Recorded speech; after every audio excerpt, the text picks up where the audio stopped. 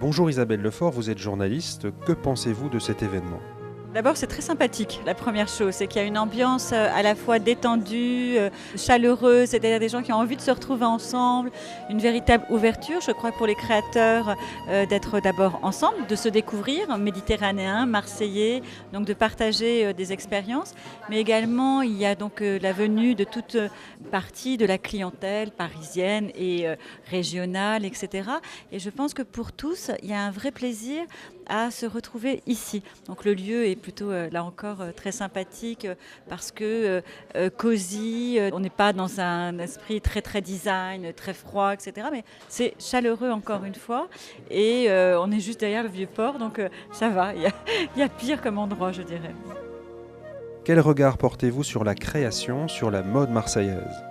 En tant que Parisienne, je suis absolument ravie d'être ici et je trouve que depuis 10 ans, etc., il y a un réveil de la mode Marseille. Il ne faut pas oublier que Marseille, comme c'était un ancien port franc, avec le coton, a toujours eu une tradition par les populations qui sont venues d'Arménie, du Maghreb, etc., qui ont apporté avec eux des petites mains et un savoir-faire.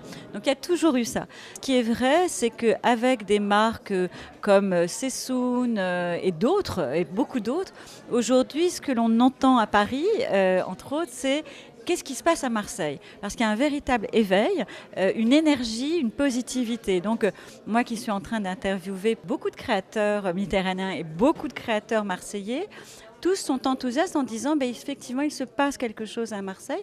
La maison n'y est pas pour rien non plus. Enfin, je crois qu'elle réussit à unir et à fusionner et à donner encore plus d'ampleur en fait à l'élan qui existe. Et c'est une mode qui est très ouverte sur les influences de part et d'autre, ouverte également dans une liberté de créativité.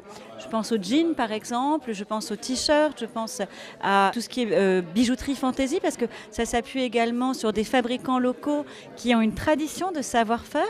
Donc c'est extrêmement dynamique et très positif. Donc je crois qu'ensuite la perspective de Marseille ville culturelle en 2013 va donner encore plus d'ampleur. Donc c'est une très belle manifestation et puis c'est le pied à l'étrier pour demain. Donc c'est formidable. Quelle sera selon vous la place de la mode dans Marseille-Provence 2013?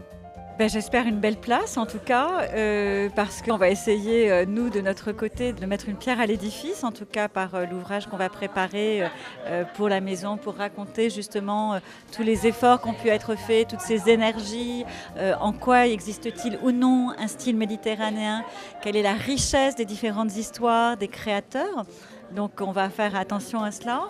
Et puis là, on peut considérer que la mode n'est pas un art, ce qui est vrai, mais ça peut être parfaitement lié aux arts appliqués. Puis on s'aperçoit qu'il y a de plus en plus de liens, de passerelles qui existent entre des artistes et la mode. Ils sont toujours, vraiment de plus en plus les uns et les autres à s'influencer.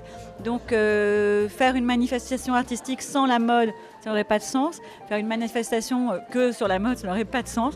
Donc je pense qu'il faut trouver un bon équilibre et c'est ce à quoi tout le monde travaille actuellement.